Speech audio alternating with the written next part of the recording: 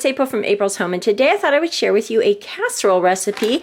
Today I'm making my chicken and broccoli pasta casserole. So what you'll need is looks like a couple, maybe 2.5, 3 cups of cooked chicken. I used some frozen chicken tenderloins and I just steamed those and then chopped them up when they were cooked. I made a few more to set aside also for some chicken salad. I like to cook them all up at once if I can. So I've got my bowl here of already cooked chicken. I've got some cheddar jack cheese, probably use a couple of cups of that, some cream of chicken Campbell's soup, a box of rotini. This is a 1-pound box, and I've got some water boiling in a pot right now. I'm going to go ahead and cook this up and get that drained. You'll need some black pepper, some French fried onions, and you'll need some cooking spray to spray your casserole dish. I'm going to be using a casserole dish that's a little bit bigger than a 9x13, probably equivalent to like the size of a lasagna pan. So I'm going to go ahead now and get my rotini cooked and drained. I'm also going to go ahead and partially cook the broccoli here. This is a steam in a bag of broccoli, so I'm going to probably cook this for 5 minutes or so, just to kind of take the frozen off of it and to start the cooking process. I don't want to cook it all the way in the bag though, because it'll cook the rest of the way in the casserole. So I'll come back and share with you the next steps when my rotini is all cooked and drained. Okay, so I have my casserole dish here, and it's been sprayed with some cooking spray. I have my cooked and drained rotini pasta here, and I'm just going to go ahead and mix all of the casserole ingredients in this bowl here. I also forgot to mention earlier in the ingredients list, you will also need some milk here, probably about 1/2 or 3/4 of a soup can full, but we'll take a look as we mix this up. I've also got my oven preheating to 375 degrees Fahrenheit. We're going to mix this casserole together, get it in this casserole dish, cover it with aluminum foil, and cook it at 375 for about 1/2 hour. So we're going to go ahead and get this casserole mixed up. I also have pre-cooked the broccoli. Like I said, I went ahead and cooked that for about 5 minutes in the microwave. If you do not have microwavable broccoli, just go ahead and steam that until it's almost all the way cooked. We just don't want to overcook it in the casserole here. So now I'm going to go ahead and empty the can of cream of mushroom soup into the pasta. So I've emptied the can of cream of chicken soup into the noodles here. I'm also going to add the pepper now, because it's really easy to see on top of the cream of chicken soup here how much pepper you're adding before you get it all mixed in. Just kind of to taste. I like a little bit of pepper. It looks like a lot here, but it's really not that much. Probably no more than 1/2 teaspoon, maybe even only 1/4 teaspoon. Just enough pepper to give it a little bit of zip, but not so much that you can actually totally taste the pepper. So now I'm going to go ahead and add the milk. So I'm adding it by the can here. Probably about 3/4 of the can of milk. Just dump that right in. And now we're going to go ahead and add the cheese. I don't normally measure the cheese, but for the sake of the recipe, I'm going to start with a cup here, a little bit less than a cup, and we'll get that mixed in. We'll probably need to add a little bit more and then some to top it as well. So we'll go ahead and mix this together, and then I'll add the chicken and the broccoli and the French fried onions. Okay, so we've got that all mixed together, and now I'm adding the broccoli. This is a 12-ounce bag, by the way, and I'll go ahead and add the chicken now too.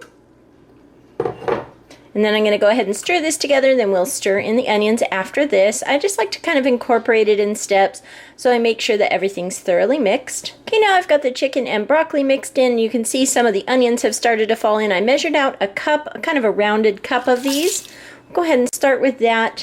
I actually think I'll probably add just a little bit more. We'll just shake a few more from the can here. So it's probably about 1.5 cups. And I'd also like to add a little bit more cheese, probably just about another handful, which is about 1/2 cup. So now I'm going to go ahead and get this all mixed together. Take a look at it, see if it needs any more pepper or anything else, or any more milk or anything like that, and we'll get this stirred up and see what it looks like, and then get it transferred to the casserole dish. And here's how it's looking. It's looking pretty good, but I add about another 1/4 cup of cheese there. That's about 1 3/4 cups or 1.5 cups of cheese. Again, this is just to how you like it. If you'd like it a little more cheesy, add a little bit more cheese. I'm adding just a little bit more pepper too. It didn't look like it had very much. Once you mix it in, a little kind of spreads throughout there, so it's nice to get a little bit more in there. And another little splash of milk here, just to bring this casserole together. If you see any really big pieces of broccoli, you can use your spoon to kind of chop that up a little bit. So I'm going to go ahead and get this stirred up the rest of the way, then we'll transfer it over to our casserole dish here. So here's the casserole all in the casserole dish here. I'm going to grab just a little tiny sprinkle of cheese for the top. I don't want this to be so cheesy that it's just super cheesy. It's got cheese in it to bind it together and give it that cheesy flavor. So I just put a little sprinkle over the top to give it a nice cheesy topping there. Again, I'm going to go ahead and get this covered with foil now. So I've got my casserole dish covered with foil here. I made sure to go around the edges. The main thing with this isn't so much to seal it in, but I just don't want the top of the pasta getting overly cooked while the flavors are kind of blending together and the cheese is getting melted up. So I'm going to go ahead now and get this in a 375-degree oven. I'll check it at about 25 minutes. I'm looking for it to be nice and bubbly. Then I'll remove the foil. Then we'll add some French fried onions to the top and let it cook uncovered for about 5 minutes or so to brown up the French fried onions. So I'm going to go ahead and get this in the oven now for 25 minutes and I'll be back to show you the next step. Okay, so it's been 25 minutes and you can hear the casserole sizzling here. So it's nice and hot. Now I'm going to go ahead and top it with some French fried onions here. Okay, so I've used the rest of the pack here. I'm just going to kind of spread this out a little bit. Okay, so we've got that topped and ready to go back in the oven. Again, I'm going to put this back in my oven. I'm going to keep the oven at 375 degrees Fahrenheit. And for about 5 to 10 minutes, I'm going to let these French onions crisp up and make a nice topping for this casserole, and it'll be ready to serve. So I'll be back to show you what it looks like when it's finished baking. So here's the casserole. It's finished baking. You can see that the French fried onions are nice and golden. The casserole is heated through and nice and bubbly. And really, this is just a one-dish meal. It's got veggies in it. It's got everything in it, the chicken and the pasta and all that. So it's definitely a one-dish meal.